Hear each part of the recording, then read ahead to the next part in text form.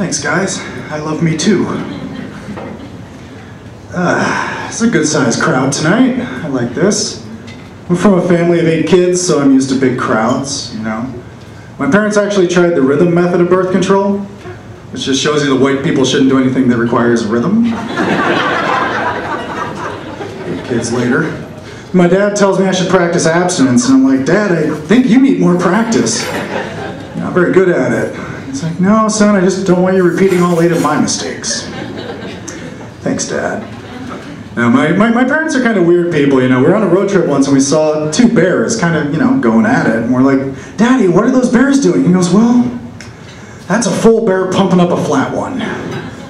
We're like, oh. I believed him for 10 years. I was 15 helping a kid with a flat tire. Can't believe the embarrassment. My mom's funny too, you know, she'll be like, you know, son, I'm not going to be around forever to clean up after you. I said, Mom, don't say that. When you're in a wheelchair, I'm going to mount it on a Roomba, and you'll still clean up after me. She's sweet. But it's fun growing up in a big family. You know, my brother and I, we used to play a lot of pranks on each other. You know, like he replaced my toothpaste with crazy glue, and I'm like,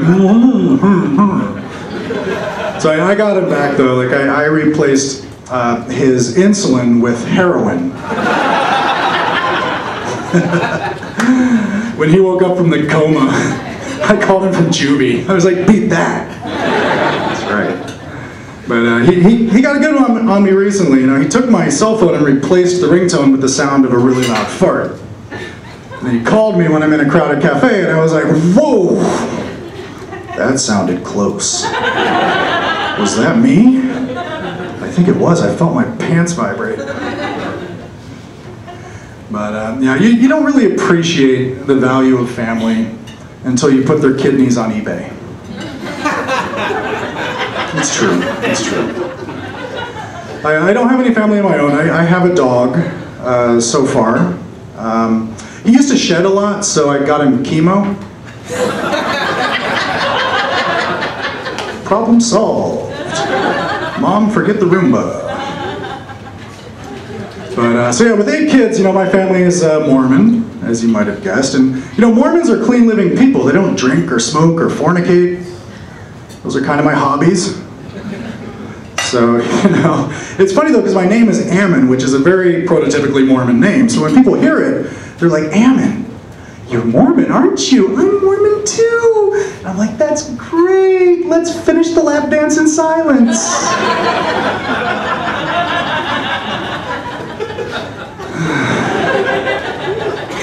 You know, girls don't want to go out with me when they find out I'm Mormon. They think all I know is missionary. Yeah, it's rotten. But I think I'm pretty good. I think I understand women pretty well. You know, I went to an all-girls school right up until the restraining order. But no, I mean, these days what I do, you know, I used to pick up girls, no problem. I just stand in the back of the bar and show off the bulge in my pants. I'd be like, that's right, ladies. You like that? Yeah, you like that. That's an iPhone.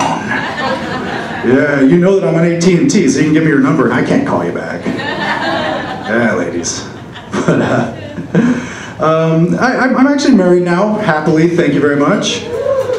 And I know, to a woman, it's kind of nice. She's very much the optimist. You know, our first night together, she handed me one of those extra large Magnum condoms. I was like, all right, so I made her a balloon animal. Like,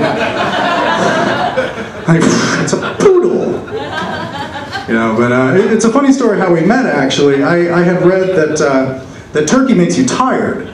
So I slipped a couple of slices into her drink at a bar. Totally worked, too, because when I gave her the Heimlich, I got to second base. It was great. Yes, indeed, yes, indeed. So I live in New York. I like New York a lot. One cool thing about New York, if you're from out of town, is the street performers. You should check them out.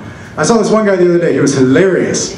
Like, he's saying all these funny things, and he like pretended to get in a fight with a garbage can, and then he shit his pants. And I was like, oh, wait a second. That's not a street performer. That's a crazy homeless guy. And the joke's on me, I've been following him around for a half hour, laughing and clapping, like, yeah, dude. Oops. I took the $10 I put in his G-string back too. I was not happy, money not well spent. But people just walk up to you when you're in New York, and this one guy approached me the other day, and he was like, "Excuse me, sir, are you a registered Democrat?" I said, "No, I'm a registered sex offender." He said, "Oh, we don't need Republicans for this poll, but thank you very much." That joke doesn't work in Kansas, I'll have you know. But he was cool about it. He invited me to a fundraiser, and it's a black tie affair.